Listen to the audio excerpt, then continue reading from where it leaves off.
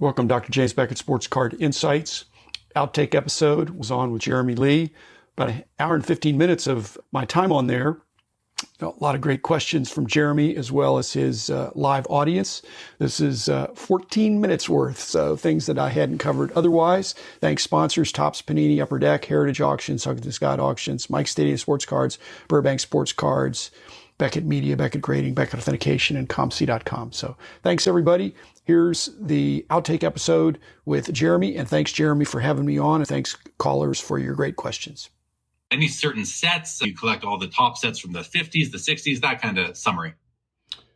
No, I already did all that stuff. Now, when I look in the boxes I'm going through, I'm going to pick out a few that I can just resell and pay for the rest of them. But the ones I'm going to have some local interest or that I can eventually consider putting up on my wall of fame. I want to have a display for people to come over, and maybe one of these days you will, but I want to have something for everybody, for an advanced collector as well as somebody that's interested in the local heroes. So I've got 1,000 spaces to work with. And as Adam Gray, our buddy, does, I'm going to be winnowing and reducing. He's got a top 100. I'm going to have a top 1,000. But I'm not really finding things in the top 100. I'm not buying expensive cards. I'm buying really good cards of bad players. If you look at a dollar box, you find either really good cards of not so good players or bad cards of good players. I don't need any bad cards of good players. But low supply, low demand is what I look at. I'm a very patient seller. Someone made the comment that they felt like the National was really for pros in the hobby, and that if you're not a pro, you might be out of place there. At the end of the day, it's a card and sports memorabilia show. It's meant for collectors to go to, whether you're introvert, extrovert, high-end, low-end, mid-end. There's something for everybody. You made an interesting follow-up comment. I think everybody thinks they're a pro. When you are a highly touted high school basketball player, you want to go straight to the NBA, and a few people can do that. So I think in this industry, people think they can go from high school to the NBA. So real beginners, part of that might be because they're taking in and consuming so much content. They feel like maybe they have some insights, and perhaps they do have insights. They have the insights that have been given to them. I've made this distinction. Too many of the influencers tell them what to think instead of how to think takes a lot longer. That's a real education. But learning some facts and having some specialization in one player or one type of card, you can get up to speed pretty quickly with a short list. But the broad understanding takes a while. I feel like a lot of the hobby has gotten smarter over the last 6 months. What I mean by that is, in terms of what a lot of content creators are saying now, is collect what you like. Buy the card, not the grade.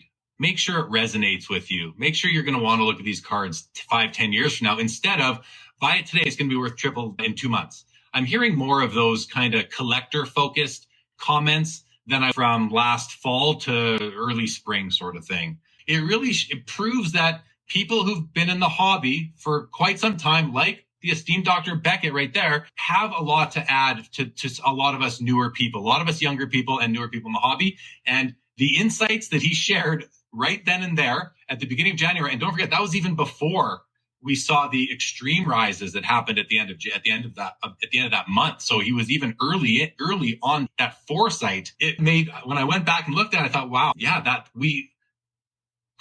the fear of missing out is a hindsight. The fear of missing out on selling is a hindsight fear, FOMO. Whereas the fear of missing out on something that could go up in value in the future is a foresight, or it happens earlier in the process. Any comments on that? If you're a professional investor, you understand things go up, things go down. And so you're not going to bail out of the whole market. You're going to think, well, I was in the wrong sector, or I need to reallocate in some way. Hopefully people are learning from, and it's not necessarily a mistake as much as they might be too highly concentrated in one sport or one player, because not everything went up and not everything went down. It's so easy to get a partial education now that you can get up to speed in a very narrow way. But to get a fuller education, like a liberal arts education where you know how to think, it takes a little bit longer. Hopefully people are going to stay for the duration and enjoy and understand if they balance out these fees. That's like any other market. Baseball cards aren't going to be that much different, hockey cards, but so many people were so highly concentrated in basketball. There are no sure things in life. No, I think if you have a gut instinct, a gut feel, maybe you just need to act on it. And if people had that gut feel to sell in February, March, and obviously some did because the people that were buying had to buy them from somebody. Some of the smartest investors have been the ones that when everybody's buying, they sell. And when everybody's selling, they buy. That was not what was happening in our industry last year. Yeah, it was a lot of exuberance, as you said. How do you think content creators and data tools have shortened the learning curve for those recently returning to the hobby? It's shortened the learning curve for knowledge, but not for wisdom. You can accumulate knowledge and you can look things up really quickly and you get a pretty good understanding within some finite amount of stuff. But the breadth of knowledge that Rich Klein has, that just doesn't come instantly. And you have, Jeremy. And that's the wisdom that allows you to interpret the data and not just take it at face value. Do you wish you were still at the head of Beckett today? Maybe a little bit? I don't think even a little bit. I miss the guys. And if we could reassemble our dream team, that would be a lot of fun in a fantasy sense. But no, I don't think so. I've been gone a long time and I want to be helpful. I met with Jeremy the other day. Jeremy Murray, he's got a tough job and he's doing an excellent job, but it's very difficult. I'm a pro bono consultant now, and I love doing that. And that means after I give advice or weigh in on something, the monkey is never on my back. I'm trying to be helpful to others. No, and you're very gracious with your time. Any booth selling stories from you, or you've mostly been buying at shows? Yeah, I didn't sell cards for decades because I bought and sold cards in the 70s, the very early 80s. But once the magazine got going, it didn't seem right. So we had a conflict of interest about doing that. And then since I've sold the company, I've got enough cards. But over the years, especially in the 70s, I bought out tables and dealers, not at the National because I was flying most of the time. So when I'd drive to a show, you could buy somebody's table. And back in the 70s, if you bought out somebody's table, it wasn't as much money and you could fit it in your trunk. Now you'd need a semi. To be able to think that you're a pro is part of the allure of the hobby. When you get in, you think this is really easy. I buy low and I sell high, and I just read the sports page and I find out who the great players and who's in season and all that stuff. And they think it's really simple. If they persevere, like I said, that's part of the knowledge they pick up. They're going to have a few hard knocks to see it's more complicated than that. And if they hang in there, then they're going to develop some wisdom. Over the years, they're going to have a lifetime positive experience. But that first year, don't tell them they're going to make mistakes, but they're going to make mistakes. Yeah. Content creators that I enjoy are just open and honest, because if they have an audience of new entrants into the hobby, that they're sharing that you might make mistakes. It's okay. It's like training for anything. Try to mitigate your exposure to financial loss based on mistakes and inexperience, but you just have to expect to make some early on. The mistake is not like a mistake if you're playing fantasy sports or you're sports gambling. Your mistake is you just lost money. Fantasy, you had the experience. If you're in a group, you had that enjoyment. With cards, even your losers have value. They have less value than you thought. You've got a collection. Yeah, fair. So what makes a card worthy of making your wall of cards or a collection? There's backstock. So it's not just that, but I am taking inspiration from Adam that I think once I have the wall, this wall is the iteration from 5 years ago. I've been getting some more cards graded. The problem is to pull one card. Oh, who did this? Mike Moynihan. Remember when Mike Moynihan had his beast? Yes. And he decided to add some cards to it. And he realized he had to take all the cards out in order to put in the ones that he wanted to put in. I'm faced with that same aspects. In order to put in a few cards, I'm waiting until I get this next submission back from BGS as a number of cards that go on the wall, and then I'll pop them out and put them in because they're all completely alphabetized regardless of sport. So it's all sports mixed in. What do you think about rugby or cricket cards? Superstars of the sport have to be household names.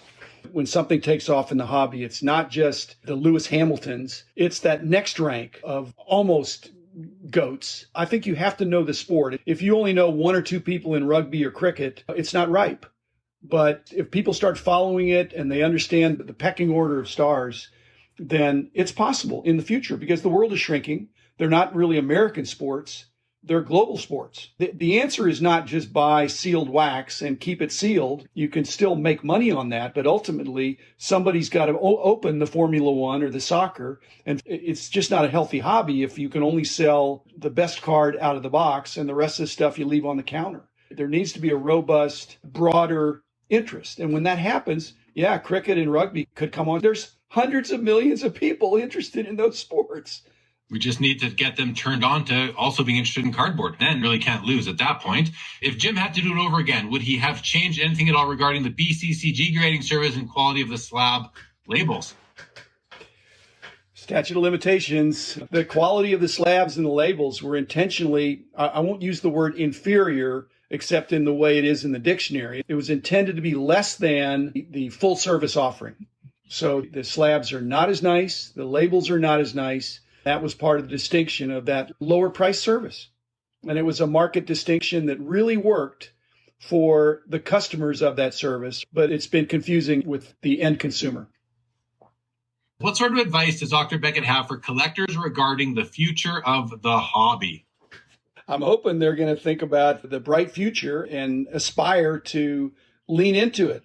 I think the more you put in, the more you get out. That's not necessarily money, but if you form some friendships, spend some time, collect what you like, I don't see how you can go wrong with that. Do you think the hobby will continue to grow over the next 5 to 10 years?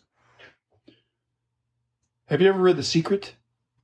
It's the book that says you can't achieve what you don't believe. It's been misused and exaggerated, but I believe it's going to grow over the next 5 to 10 years. And if enough people believe that, de facto, it does grow. So there's plenty of positive publicity. There's more and more people coming in. It's our job to continue that positive attitude. And so I'm acting as if. It's not fake it till you make it, but it's acting as if I believe the hobby is going to continue to grow. Now, prices may be stagnant, and that's not a deal killer. But I think the hobby is going to grow, and I'm going to work toward that growth. So rather than predicting it, I'm going to try to help make it happen. So that's my best answer. Yeah, it's a great answer, and me too, Jim. That's just who I am. I think it's who you are. It's not like you're doing your part. If everybody does a little part to help it grow, I like the future. Way too much big money has come in for it to just fade away. But I don't think that the too much money coming in is what the hobby needs to be around. The hobby needs passionate collectors. There's been passionate collectors since the early 1900s, probably earlier as well. So the big money just makes it mainstream. It just grows the hobby, but the hobby is going to be around. As long as there are people, there are going to be collectors. As long as there are sports, there are going to be cards. Do you recall where you were when Roberto Clemente passed away tragically? I know exactly where I was. At my parents' house, and it was New Year's Eve in the evening. It wasn't that late because I was in California, and this happened in the Eastern time zone. And I was just in shock. It broke onto the news. And there was hope at the beginning that maybe he would survive the crash because not much was known. There weren't omnipresent cameras over the place. It was devastating because he wasn't old. He was toward the end of his career, but it epitomized his life. He was a giver and misunderstood. And so to have a confusing but giving death, I just was in a bit of a shock and a funk. Didn't know him personally, but it was the end of an era. So I was standing in my parents' dining room, breakfast room in California. How did you feel? I felt sad. I was collecting at that point, and he had been my favorite player, but I don't know. It didn't make me redouble any efforts or turn my back on anything. This is a guy not fully appreciated for his skill. He was an English second language guy. So he's a worthy hero. I think a lot of Kobe fans, Laker fans, basketball fans had similar feelings at the time. What are your thoughts on all these card brands, parallels, and the high print runs? The leagues have one sole provider to make that Panini's problem for basketball, Upper Deck's problem for hockey, Topps problem for baseball, because they need to manage their sport.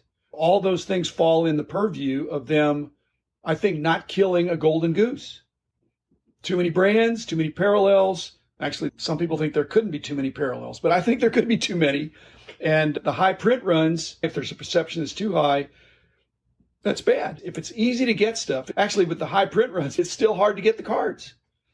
If that ever flips, that's what happened in the 90s. They kept raising the prices and their sales didn't go down. Their sales stayed the same, but they were losing customers. After 5 or 10 years of successively losing customers and trying to make it up with higher price points, a couple of companies could not sustain that. That's why some of those inserts from the late 90s are really tough to get, because they were tough then and they're impossible now too. And those companies went out of business.